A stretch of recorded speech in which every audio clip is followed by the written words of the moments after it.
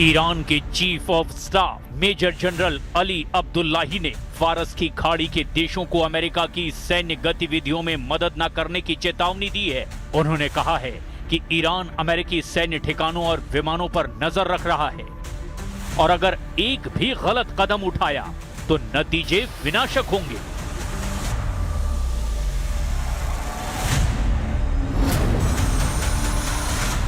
अमेरिकी राष्ट्रपति Donald Trump ने ईरान के खिलाफ आर्थिक रक्षा दिवस की घोषणा करते हुए चेतावनी दी है कि ईरान के साथ व्यापार करने वाले किसी भी देश को भयानक आर्थिक परिणामों का सामना करना पड़ेगा।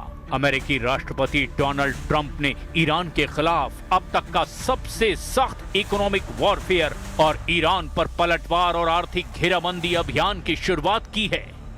अमेरिकी नौसेना ने ओमान तट के पास हॉर्मुज में सैन्य कॉन्वॉय के तहत एक विशेष समुद्री कॉरिडोर बनाया है। इसके जरिए हर रात 15 से 20 टैंकर सुरक्षित निकाले जा रहे हैं, जिससे युद्ध के बावजूद रोजाना लगभग 1 करोड़ बैरल कच्चे तेल का निर्यात जारी है।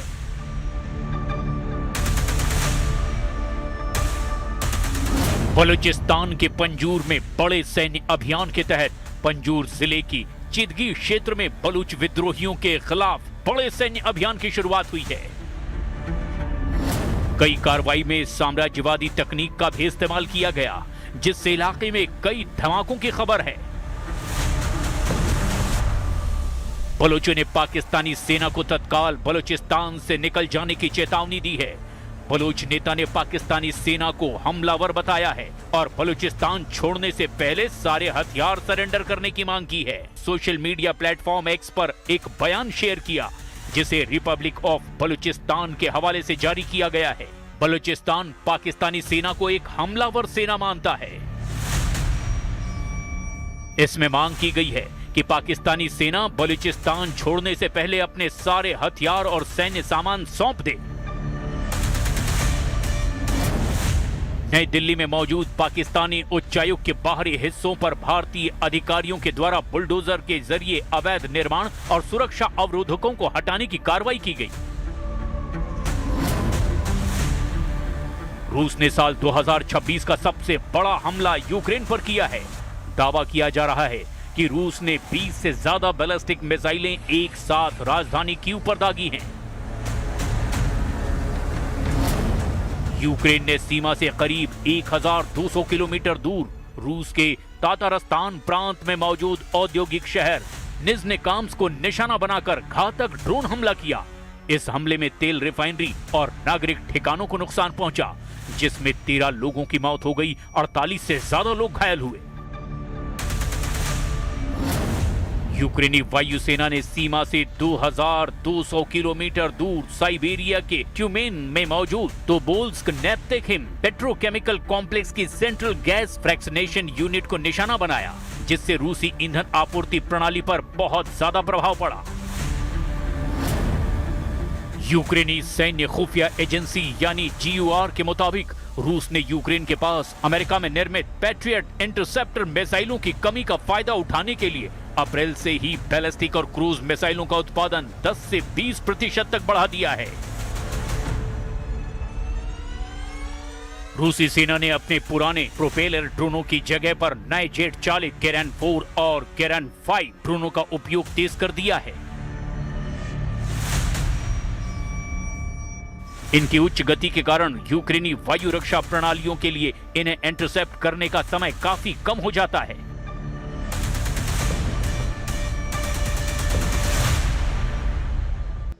भयानक जंगी हालात के बीच खौफनाक साजिश का कच्चा चिट्ठा लेकर हाजिर हूं मैं, प्रशांत चिरहे।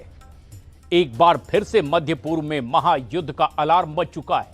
अमेरिका के राष्ट्रपति डोनाल्ड ट्रंप ने ईरान पर इकोनॉमिक D-Day का ऐलान कर दिया है, तो वहीं तेहरान ने भी इसे सीधे आर्थिक आतंकवाद करार दिया है।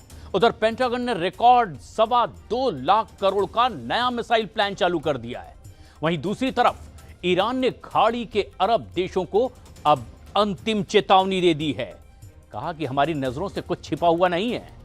हॉर्मुज से लेकर वॉशिंगटन तक अब भयानक वॉर का यह सीधा चैलेंज है।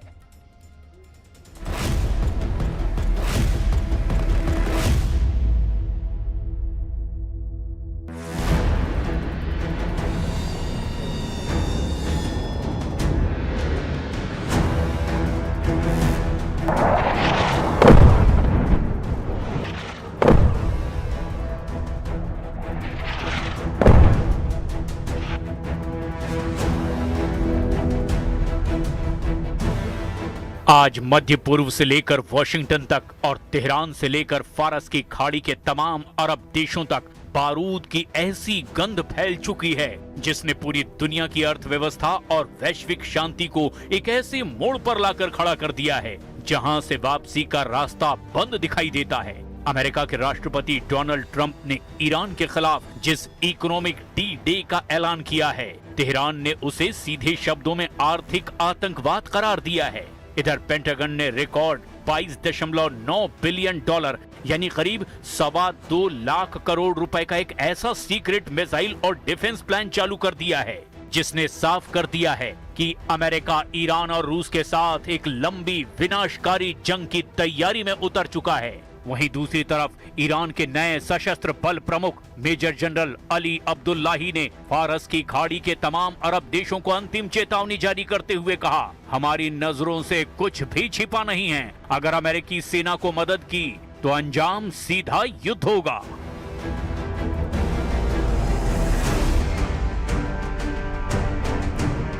अमेरिकी प्रशासन का दावा है कि नई आर्थिक घेराबंदी से ईरान की रीढ़ तोड़ दी गई है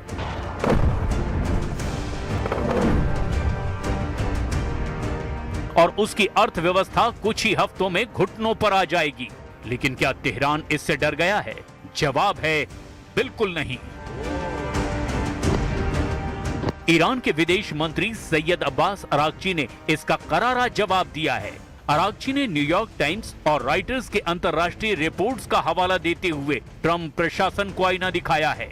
अरागची ने कहा, ट्रंप का ये तथाकथित इकोनॉमिक डी डे अमेरिका के अपने घरेलू संकट से दुनिया का ध्यान भटकाने का एक नाकाम प्रयास है। ईरानी विदेश मंत्री ने साफ शब्दों में कहा, अमेरिका का ये आर्थिक आतंकवाद पूरी दुनिया की संप्रभुता और वैश्विक अर्थव्यवस्था के लिए खतरा है। नाकाम नीतियों पर और ज्यादा जोर देने से अमेरिका को सिर्फ और सिर्फ हार ही मिलेगी। ईरान का आरोप है कि अमेरिका अपनी खिसकती आर्थिक साख को छिपाने के लिए खाड़ी में अपने सहयोगियों से मदद की भीख मांग रहा है। अरागची ने याद दिलाया कि अमेरिका का सरकारी कर्ज पहली बार इतिहास में 40 ट्रिलियन डॉलर के पार पहुंच चुका है। अमेरिका की हालत यह है कि उसका सालाना कर्ज का ब्याज भुगतान अब उसके विशालकाय रक्षा बजट से भी ज्यादा हो चुका है। ما فعلا داریم یک مسیر موقت رو طراحی می‌کنیم که بعد در مراحل بعدی تبدیل به مسیر نهایی بشه. یک کار فنی هست بین متخصصین دو کشور داره انجام میشه. نیروهای مسلح درگیرش هستن. به هر حال اونها صاحب نظر اصلی در این خصوص هستن.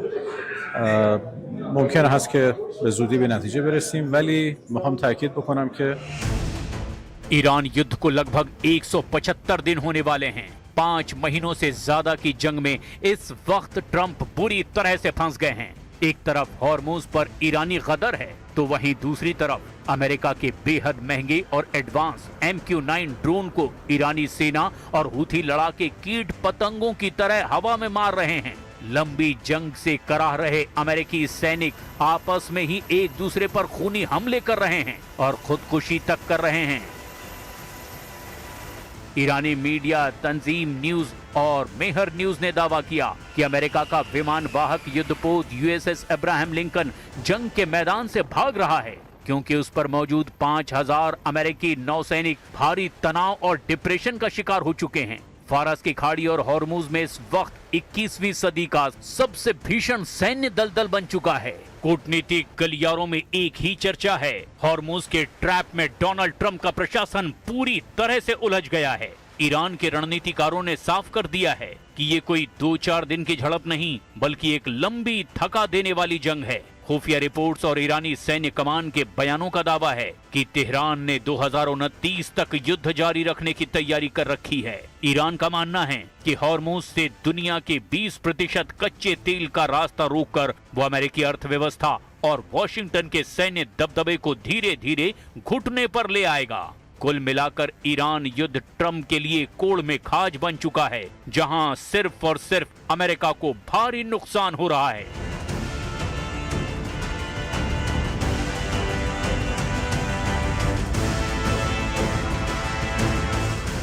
ईरान युद्ध अब हॉर्मुज की सरहदों तक सीमित नहीं रहा है, बल्कि हॉर्मुज अब ईरान युद्ध में हार जीत का हॉट पॉइंट बन चुका है। पूरा पश्चिम एशिया इस वक्त युद्ध से पैदा हुए हालात को देखते हुए ईरान के खिलाफ डबल मोर्चा बनाने में जुटा है। पश्चिम एशिया में मौजूद अमेरिका के 8 मुख्य मिलिट्री बेस ईरान के हमलों और भीषण खतरों के बीच जंग करने को मजबूर हैं। एक तरफ फारस की खाड़ी में अमेरिकी युद्धपोत और ईरानी मिसाइलें आमने सामने हैं, तो दूसरी तरफ वॉशिंगटन और तेहरान के बीच बयानों का युद्ध अपने सबसे खतरनाक स्तर पर पहुंच चुका है। अमेरिकी राष्ट्रपति डोनाल्ड ट्रंप ने सोशल मीडिया पर दावा किया कि स्ट्रेट ऑफ हॉर्मुज पर अमेरिका का पूर्ण नियंत्रण हो चुका है, लेकिन ट्रंप के इन दावों की हवा खुद अमेरिकी अधिकारियों और अमेरिकी मीडिया ने निकाल कर रख दी है। फारस की खाड़ी में चल रहा युद्ध अब उस मोड़ पर पहुंच चुका है जहां दुनिया की सबसे बड़ी सैन्य महाशक्ति अमेरिका को एक ऐसा झटका लगा है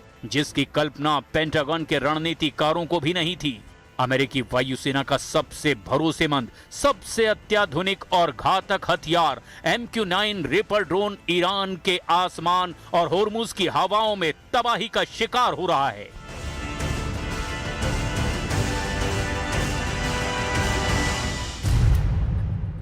वॉशिंगटन पोस्ट की एक सनसनीखेज रिपोर्ट के मुताबिक ईरान के साथ जारी इस जंग में अमेरिकी सेना ने अब तक अपने कुल MQ-9 रिपर ड्रोन बेड़े का लगभग 1/4 हिस्सा यानी 25% गंवा दिया है।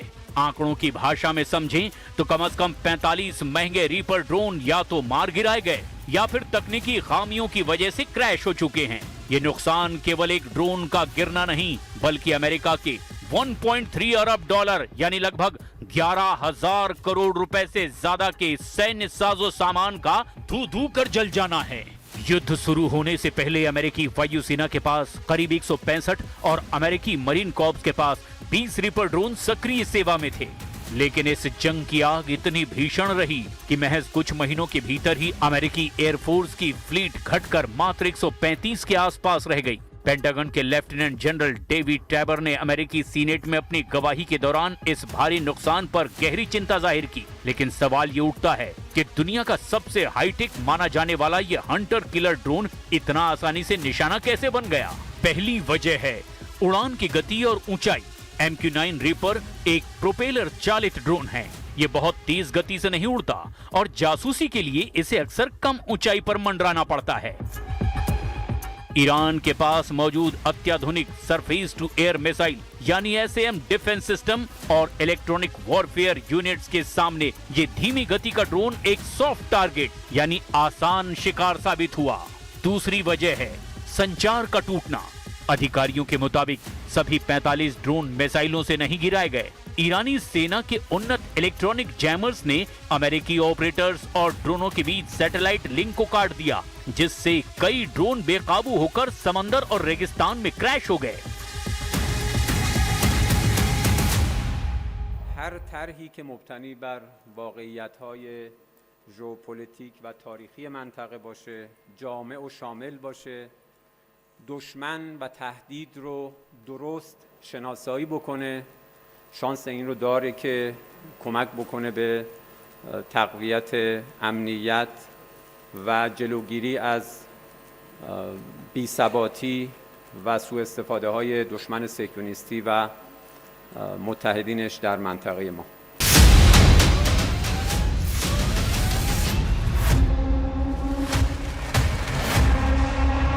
एक अकेले MQ-9 रिपर ड्रोन की कीमत उसके सेंसर, रडार और हथियारों के आधार पर 3 करोड़ से 5 करोड़ डॉलर यानी 250 करोड़ से 400 करोड़ रुपए के बीच होती है। 45 ड्रोनों के नुकसान का सीधा मतलब है अमेरिकी करदाताओं के 1.3 अरब डॉलर पानी में बह चुके हैं। लेकिन बात सिर्फ ड्रोनों की बर्बादी तक सीमित नहीं है। ये संकट अमेरिकी रक्षा भंडार के एक बहुत बड़े खालीपन को उजागर कर रहा है। ईरान युद्ध के शुरुआती दौर में ही अमेरिकी सेना ने अपनी आक्रामक और रक्षात्मक क्षमताओं का बेहिसाब इस्तेमाल किया। 850 से ज्यादा टॉमहॉक क्रूज मिसाइलें दागी गईं, 1000 से ज्यादा पैट्रियट और थर्ड एयर डिफेंस इंटरसेप्टर खर्च कर दिए गए। नतीजा ये हुआ कि अमेरिकी सैन्य कमांडरों को अपनी रणनीति में बदलाव करने के लिए मजबूर होना पड़ा। जिस रफ्तार से मिसाइलें और इंटरसेप्टर दागे जा रहे हैं, उस रफ्तार से अमेरिकी रक्षा उद्योग उनका निर्माण और सप्लाई नहीं कर पा रहा है। हथियारों और ड्रोनों के इस भयंकर नुकसान ने अमेरिकी राष्ट्रपति डोनाल्ड ट्रंप के सामने एक बड़ा राजनीतिक और रणनीतिक धर्म संकट खड़ा कर दिया है। 45 ड्रोनों का नुकसान, युद्धपोत पर मंडराता संकट और 2029 तक खींचने वाली जंग। हॉर्मूज के इस ट्रैप ने साफ कर दिया है कि केवल सैन्य ताकत से जंग अब नहीं जीती जा सकती।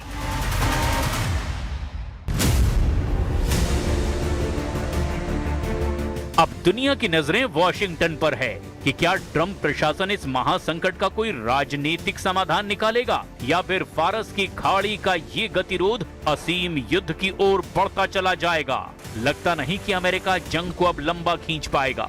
फारस की खाड़ी, अरब सागर और लाल सागर में ईरान पर हमला करने में जुटा अमेरिकी विमान वाहक युद्धपोत यूएसएस अब्राहम लिंकन 5 महीने की जंग में पस्त हो चुका है। ईरानी मीडिया और अमेरिकी अधिकारियों की रिपोर्ट के मुताबिक जो हालात अभी दिखाई दे रहे हैं वो अमेरिका के लिए खतरे की घंटी साबित हो रहे हैं। समुद्र के सीने पर अमेरिका का सबसे बड़ा गुरूर यानी nuclear aircraft carrier USS Abraham Lincoln CVN-72 भी गंभीर संकट में घिरा हुआ है। हालिया आधिकारिक मिलिट्री लॉग्स और नौसैनिक आंकड़ों ने खुलासा किया कि यूएसएस अब्राहम लिंकन को ओमान की खाड़ी से हटाकर अरब सागर की ओर पीछे धकेला गया है।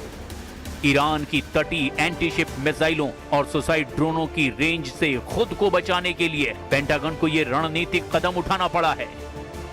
बात सिर्फ सुरक्षा की नहीं, 260 से ज्यादा दिनों तक लगातार समंदर में तैनात रहने की वजह से युद्धपोत पर तैनात 5000 से ज्यादा अमेरिकी सैनिकों में अब भारी मानसिक तनाव और आत्महत्या के प्रयास के साथ साथ बुनियादी रसद की कमी भी दर्ज की गई है। सीनेट समिति ने पेंटागन से जवाब तलब किया कि एक विशालकाय युद्धपोत को सीमा से ज्यादा घसीटने की वजह से अमेरिकी नौसेना किस मोड़ पर आकर खड़ी हो गई है। همانطور که پیش بینی کرده بودیم دشمنی که از سر استیصال و روشن بگویم تا زمانی که تعهدات آمریکا در تفاهم نامه از جمله رفع محاصره آزادی اموال بلوکه شده، رفع تحریم نفت، پایان تهدید و عملیات نظامی در همه جبهه‌ها एक तरफ ट्रंप अपने मतदाताओं से विदेश में अंतहीन युद्धों को समाप्त करने का वायदा कर रहे हैं, तो दूसरी तरफ ईरान के साथ ये जंग अब बीतते दिन के साथ साथ ज्यादा खर्चीली होती जा रही है। पेंटागन और ट्रंप प्रशासन ने अमेरिकी कांग्रेस से युद्ध के खर्चों और खाली होते रक्षा भंडारों को फिर से भरने के लिए 67 अरब डॉलर यानी लगभग 5.6 लाख करोड़ रुपए के आपातकालीन सप्लीमेंट्री पैकेज की मांग की है। अमेरिकी रक्षा मंत्री पीट हेग्सेथ के मुताबिक केवल सितंबर के अंत तक ही इस युद्ध की लागत 37.5 अरब डॉलर तक पहुंच जाएगी और इसमें ईरानी हमलों में क्षतिग्रस्त हुए अमेरिकी सैन्य ठिकानों की मरम्मत का खर्च शामिल नहीं है।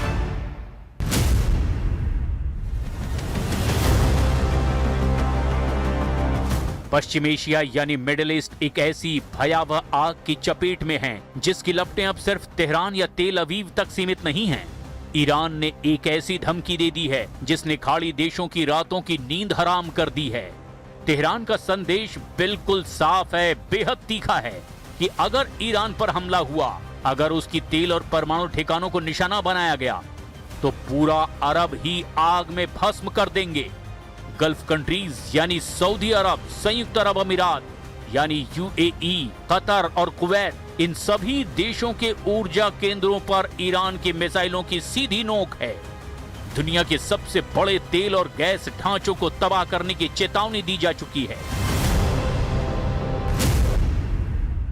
ईरान के विदेश मंत्री अब्बास अराक्ची ने ओमान, कतर, सऊदी अरब और तुर्की के जरिए अरब देशों को सीधे संदेश भेजा है कि यदि अमेरिका ने ईरान पर नया सैन्य हमला किया तो तेहरान पूरे अरब क्षेत्र की तेल रिफाइनरियों, पावर ग्रिडों और वाटर इंफ्रास्ट्रक्चर को निशाना बनाएगा। और ये केवल एक खोखली धमकी नहीं, बल्कि दुनिया की 20% ऊर्जा आपूर्ति की रीढ़ पर लटका हुआ वो चाकू है जो कटते ही वैश्विक अर्थव्यवस्था को पटरी से उतार सकता है।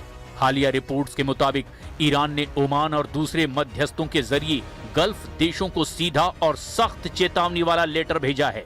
इस चेतावनी का लब्बो-लुआब ये है कि अगर गल्फ देशों ने अपने एयर स्पेस या फिर अपनी जमीन का इस्तेमाल अमेरिका या इजराइल को ईरान पर हमला करने के लिए करने दिया, तो तेहरान उन्हें अमेरिका का सहयोगी मानकर उनके रिफाइनरीज, गैस पाइपलाइनों और पोर्ट्स को फूंक डालेगा।